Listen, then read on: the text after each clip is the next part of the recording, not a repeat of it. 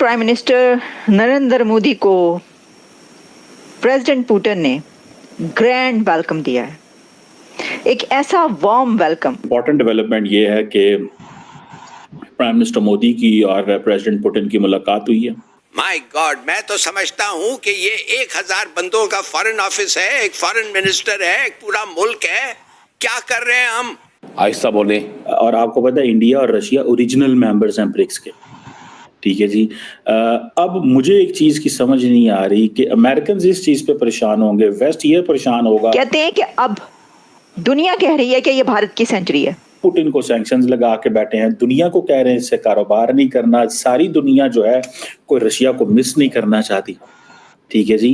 और prime minister Modi ने फिर जफ्फी डाल दी है, फिर जफ्फी पाती हो ना। और बहादुर लोग ऐसे तारीखी फैसले करते हैं जो कौम की जिंदगी और बका के तहफ़्फ़ुज़ के लिए लाजिम व मलज़ूम हो जाते हैं। एक आइकॉनिक पर्सनैलिटी, लेगेसी। मेरी ये ख्वाहिश होती है हमेशा, काश इन चीज़ों को पाकिस्तान में प्रमोट किया जाए कि व्हाट इज लेगेसी। CNN है, BBC है, राइटर्स हैं, उनकी हेडलाइंस ये है कि prime minister of India Narendra Modi साहब वहाँ पे मौजूद है। That makes sense, it means the person has guts.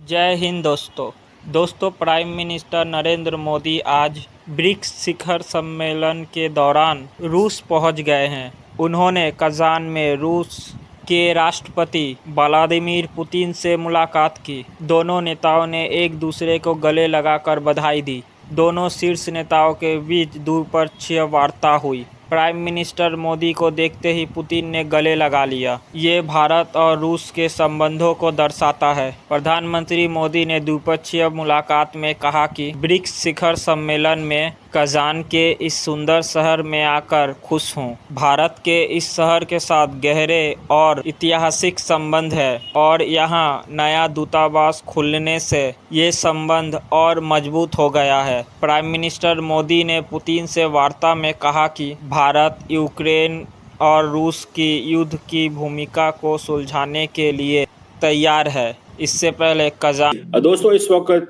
Russia के एक शहर है कजान, वहाँ पे समझें कि there is a big global power play जिसको इंडिया के प्राइम मिनिस्टर जो हैं वो भी लीड कर रहे हैं, जिसको चाइनीज़ भी लीड कर रहे हैं, जिसको रशियन भी लीड कर रहे हैं।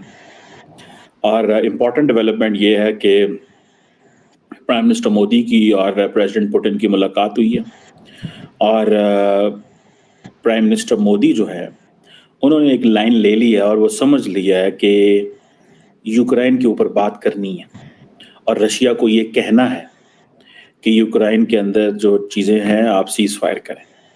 सो इंडिया जो है वो मेजर इनिशिएटिव ले रहा है फॉर द सीज फायर और peaceful resolution of Russia Ukraine conflict. कोई भी लीडर दुनिया का जो कि फ्रेंडली कंट्री हो, अभी तक आप उसने रशियन प्रेसिडेंट को ये नहीं कहा जो नरेंद्र मोदी ने कहा। ये बड़ी दैट्स एन इम्पोर्टेंट डेवलपमेंट।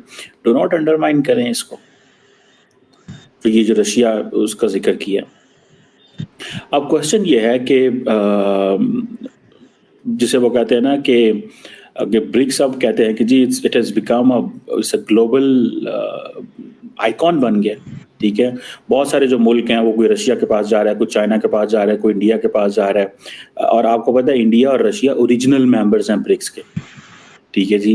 अब मुझे एक चीज़ की समझ नहीं आ रही कि अमेरिकन इस चीज़ पे परेशान होंगे, वेस्ट ये परेशान होगा। हम पुतिन को सैंक्शंस लगा के बैठे हैं, दुनिया को कह रहे हैं इससे कारोबार नहीं करना। सारी दुनिया जो है कोई रशिया को मिस नहीं करना चाहती, ठीक है जी। और प्राइम मिनिस्टर मोदी ने फिर जफ्फी डाल दी है, फिर जफ्फी पाती हो ना।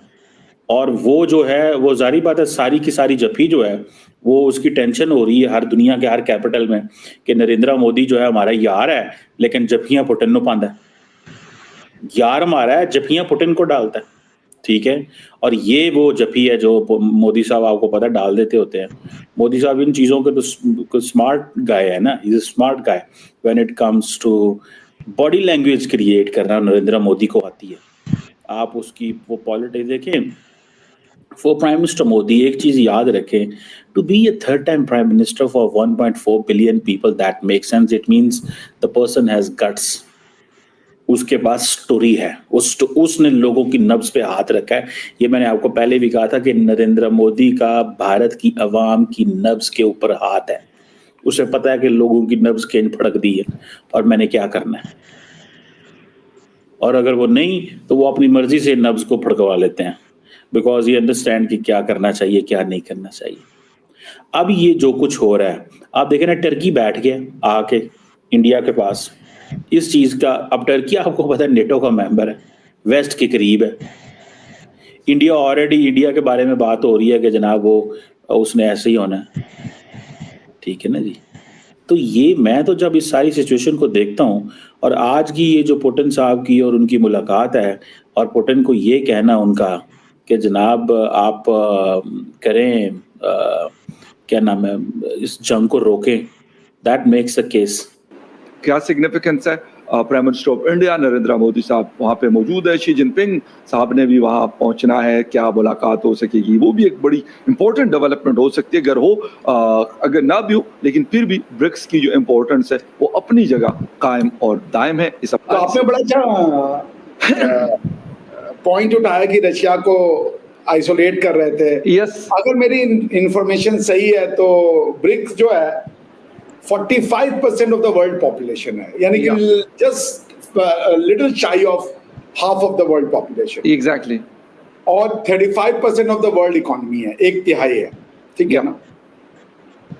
So based on of course purchasing power parity and all that, so इसको किसी भी स्ट्रेच ऑफ इमेजिनेशन से, और अगर रशिया इसको होल्ड कर रहा है तो आप इसको वो तो नहीं कह सकते, क्या कहते हैं, आइसोलेशन।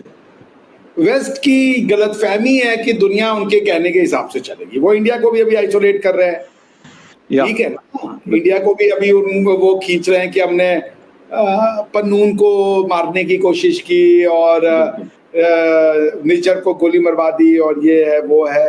रॉक एजेंट की फोटो भी उन्होंने रिलीज कर दी, और उसके बाद RCMP यानी कि रॉयल कैनेडियन माउंटेड पुलिस जो है उसने so called person of interest declare कर दिया हमारे जो उच्चायुक्त हैं वहाँ पे श्री वर्मा जी को। सो ये उनकी एक टैक्टिक्स। अब इससे कौन वो दुनिया को, मैं चूंकि वेस्ट में रहा हूँ ना, मैं इनके एक माइंडसेट को फकर भाई आपको बताऊं what is something common to them, और वो है कि they are very good at taking revenge. उनका एक ही है कि आप उनसे पंगा लोगे तो सैंक्शन फॉलो करेगा।